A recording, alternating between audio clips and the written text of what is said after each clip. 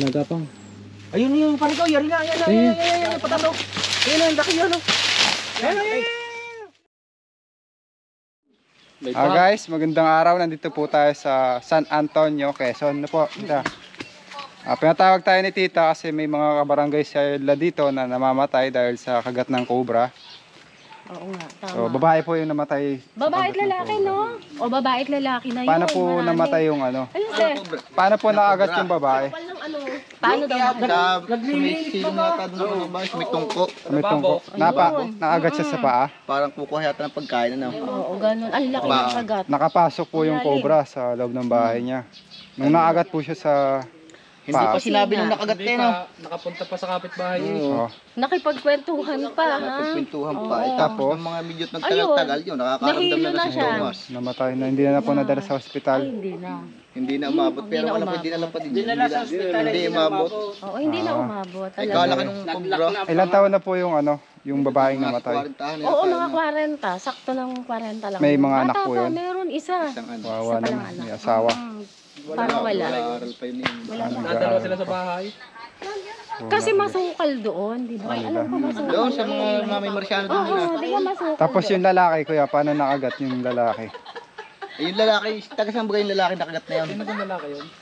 Sinasabi natin, hindi ko alam ang kwento ng lalaki. Sa tubigan yun. Yung Taga-tubigan. magsusuot ng bota, nasa bota yung kubra. Napasukan naman yung Bota.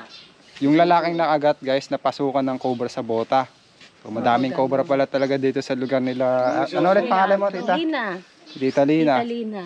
So, kaya niya tayo pinatawag bukod sa may mga namamatay dito sa kabarangay nila, sa lugar nila. Sobrang nakakatakot. May nakikita pa siya mga ahas malapit dito sa loob ng bakuran nila. Oo. Saan niyo po dito nakikita, tita, Ito, yung mga yun. ahas? Dito ako nung sabi ko nga, di ba, nung pagising ko ng umaga, ito siya, dito talaga, ang laki, ang haba, tapos ang laki ng ulo niya. Ito, dito. Dito ko talaga siya nakita, pag ganun siya, ang laki.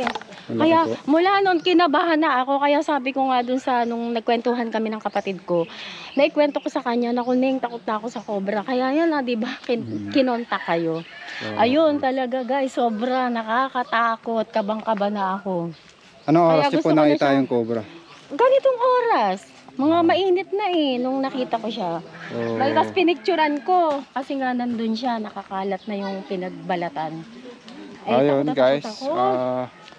Kaya sana Lagi nakikita dito at may mga pinagbalatan At pa po. saka dun sa loob din namin, dun sa pinakagilid ng bahay namin, meron din dun kaming nakita na pinagbalatan din. May madami po ba dito ng daga? Oo, madami. Tsaka yung mga palaka, ang lalaki. Ayun kasi yung Oo. pinupuntahan ng ahas. Naku, ang lalaki talaga ng palaka dito. Tanggalin niyo po, iwasan niyo po magkaroon ng daga sa loob ng bahay niyo. At Kaya saka ano pa?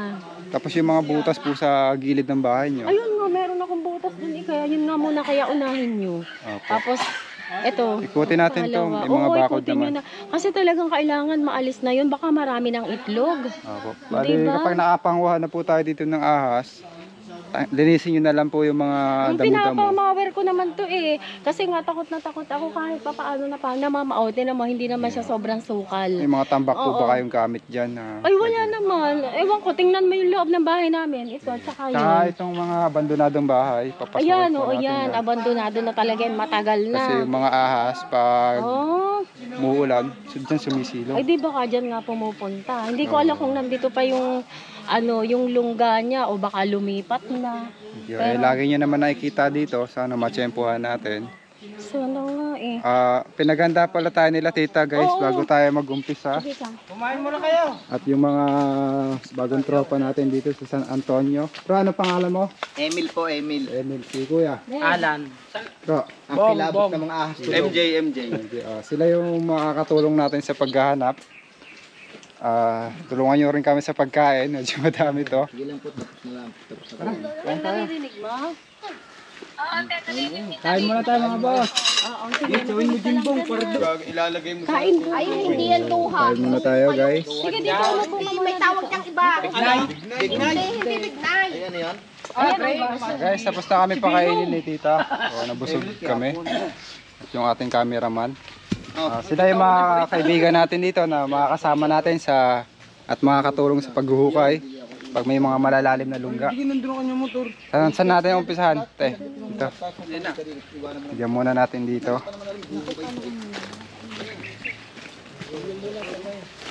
Pero positive nandiyan yun ha. Tignan natin. Hmm? Kasi ano to eh. Malamig ang ilalim yan, eh na. Daanan to ng tao eh. Ibig sabihin, lagi siya madedisturb dyan. Kaya nga. Pwedeng nakita lang siya dyan. Hindi nga online si Toto. Yun yung lungga niya. O kaya idaan mo sa amin ng motor.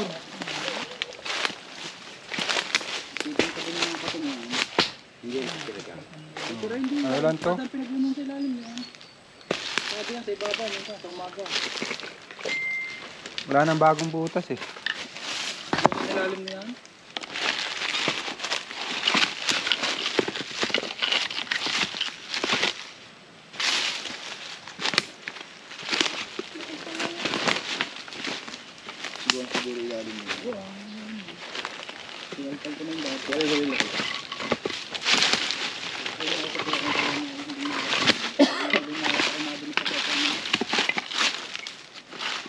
Di ba nadungkal mo na to?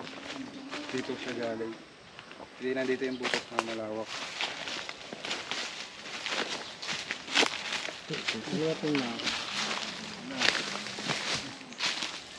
Hindi titira diyan dahil daanan. Oo. Ang mga gaya, bawal ay din nila maingat. Dito sa loob ng bahay. Parang mag-stay parang ano? Yung baba. Tas mo ta. Ang brad na lang. Takbo na lang. Dito makbo na yun. Yun, laglag.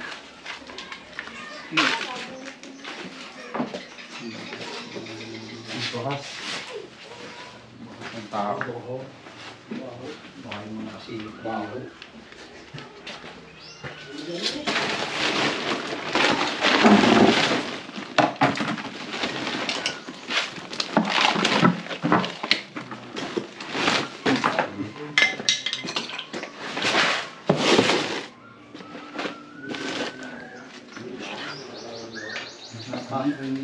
Isa may no.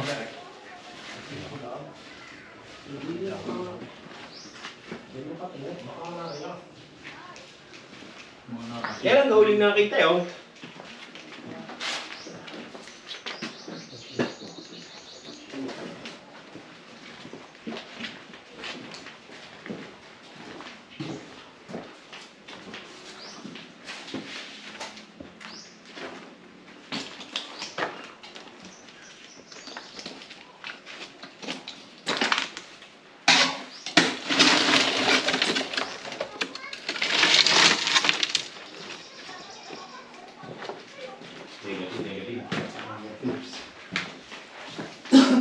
Puro bakas ng tao dito. Bakas ng ahas.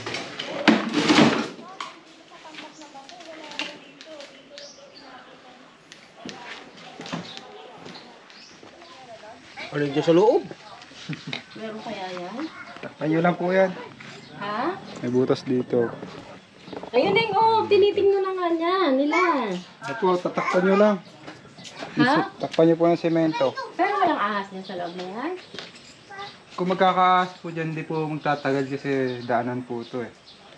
Diba, magkaroon ng ahas ngayon. Laging mamaya lalabas. aalis din siya. Naku, ayun ang nakakatakot. Ayan, no? Pwede yung pumasok. Kahit papasok. Kasi bakit dito nga ang dami ng ganito? O tingnan mo, nagkakapot sila ng mga ganito. Ano yun? Ba't may lupa? May lupa siya o hinahakot niya dito sa loob. Sa po nang galing yan. Ay, basta kada na lang siya po, nagkakaroon siya ng tambak na lupa. Galing po yan sa ilalim, hinukay yan ng daga. Ah, Nilabas kasi yung daga. Ayan o. hmm. Buwang na po yung ilalim yan. Naku, ay delikado. Oo. Ay, pero wala kayang natirang ahas diyan sa loob na yan? Pupuntahan po yan ng ahas kapag yung ilalim may guwang na o malawak na.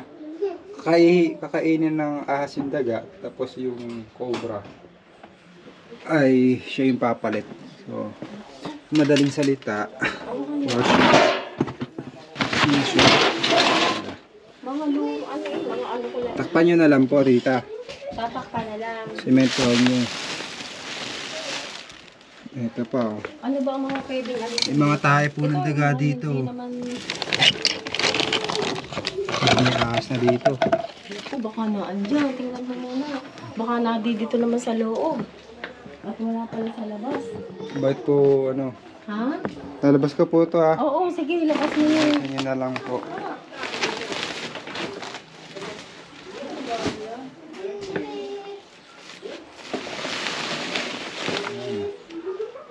Iwasan nyo guys, magkaroon ng ganyan yung loob ng bahay nyo. Kasi ano yan, mga yung dating nakatira dito eh, gamit pa nila yan, itatapon ko na nga yan eh. Bagong lipat na po ka ba kayo dito? Oo, ito yung nabili nga ito ng kapatid ko. Ang problema, yung mga gamit nila na ganyan, yung ano kaya maitapon, dito na nga lang yung sa labas, mga sila ganyan. Kailan po kayo lumipat dito? Ano na kami, dito eh, parang magawa na rin eh. Isang taon na kayo dito. Oo. Tagal nyo na po. Labas ko po, tita. Oo, sige, baka nga na ano dyan. Gamit ba to nung naiwan? Oo, yung mga ano nila, gamit nila dyan. Hindi na yata babalikan yan, tita. Kaya nga, itatapon na yan. Yan yata yung mga ano. Dadagain yan at aahasin. Oo, grabe. Ito. Tatanggalin na lahat yan.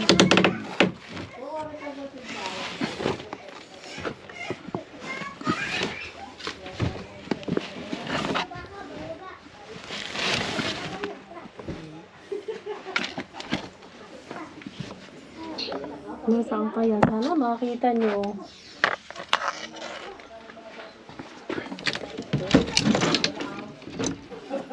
Katulad niyan, tinatas ko nga lang yan dyan. Oh. Pero yan, parang yung taas na yan, wala.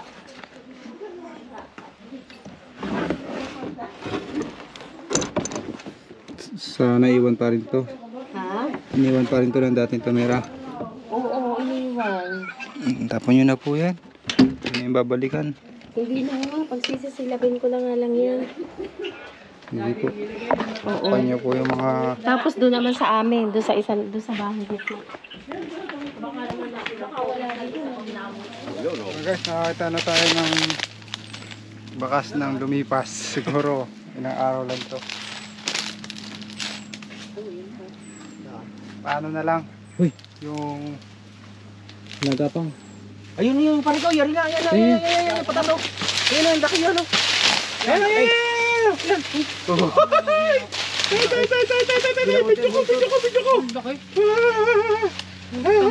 Ang galing niya. guys, nabiglaan na naman ano. Sobra talaga yan, oh. Laka ko ng ulo, yan, oh. Yan ang ulo, pare ko, yan. Ang laki. Abot nga pa. Yan ang ulo, oh. Oo, nangihinga. Nangihinga. Ang laki. Ang laki. Okay, magburab. Positive. Huwag daw magbura, bawal. Ang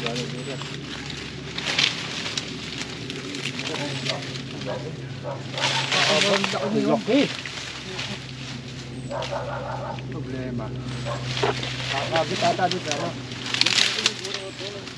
Wala magbumura, bawal. Hindi ma... Para wala nang edit-edit. Ang laki, cute agad nung ano, yung ano, no. Nasa pwede baka sa narita. Hindi, yun nga. Pinaglino ko. Oh, laki! Baka may ginagapang pa. Ang laki. Sana. Pwede ka to post din? Oh. Parang babagong palit, balatan ako, idol. Hindi pa. Ay, babalat din siya eh. Ang laki. Patingin nga dyan, baka maapakan niya yung lungga. Oo. Malapit na nung galing dito na. Ang ganyan Nakuha natin kalimitan tong may cobra kasama, eh, guys. no? Oh. Malabo yung camera. Nakuha natin tong cobra sa hindi kalayuan dun sa loob ng bakod. So ito siya, malaki na. Ayan. Live yan boss. Hindi siya ako nag-live. Hindi ako Shout nag-live. out live. Hindi ako nag-live. Wala akong data. Nilinisin natin to. Nakaktuhan natin siya, mukhang iiwas na siya. Buti nakita. Buti naagapan ng ating camera. Naagapan ng cameraman. Baka meron pa di ako sumahan yan. Patingin-tingin na pakalat ng mata nyo ah. Kailangan natin ng maraming mata dito. Dito yung malaki yung mata ng Ang cameraman. cameraman ko. Doon sumilikod na ako. Mo kanina ka pa dyan. Diyan lang dumaan oh. Ha?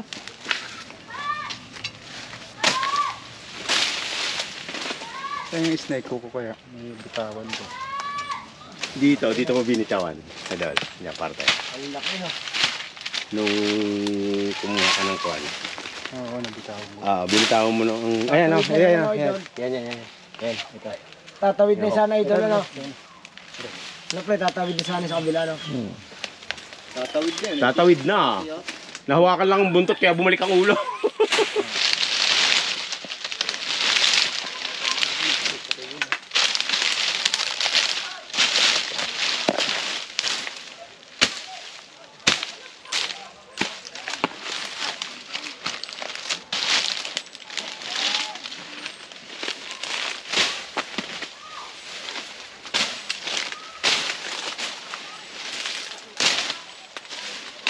Oh guys, kita-kita naman natin yung cobra.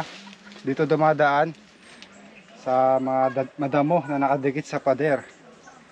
So kung yung pader nyo ay madamo na, kailangan yung tabasan yun. Kasi dyan dadaan yung mga daga at mga cobra. Pero kung walang damo, mahihirapan dumaan dito yung cobra, hindi makakatawid. Ito yung mga bakas nyo. Kung napapansin nyo flat yung mga damo sa gilid ng pader. Ayo. Pansin nyo ba? Kita nyo. Ganda ba? Diyan yung daanan niya. Nasa gilid na. Oo. Yung Tabing pader. Oo, nakakawala ng pagod itong malaki na to. laki no? Kaya para makita nila. Laki. Lakas ng singa. Mga kaibigan, tapos na tayo mag-hunting dito sa San Antonio, Barangay Pulo, dito sa Quezon. Yung hinihinala nila na pumapatay ng tao o nakapatay, eh nakuha na natin yung umaaligid po dito. Tama, wala na. Maraming salamat po sa panonood at sa mga nag-share ng video natin. Tita, baka may gusto kong batiin yung kapatid mo sa abroad. Ay, oo, babatiin ko. Ito, nandito siya, nanonood. Nanonood siya. Oo. Neng, eto, nahuli na yung pinapahuli natin na malaking cobra. Grabe, ang laki. 'Di ba? Mga ilan na rin yung mga napatay niyan dito. Ngayon, sana, wala na. Wakas na yan. Yan na yung kahulihan. Talagang takot na takot ako. Ayan, ngayon, masaya na tayo kasi nahuli na siya ni Prince Cobra. Alright. Yeah, right. Thank you. Maglinis na lang tayo ng tabas-tabas. Ayun lang guys. Salamat. Bro, paalam na tayo sa ating mga tropa. Masaya na ako at nakita ko ng aking idol. Alright. Salamat po. Bye-bye guys.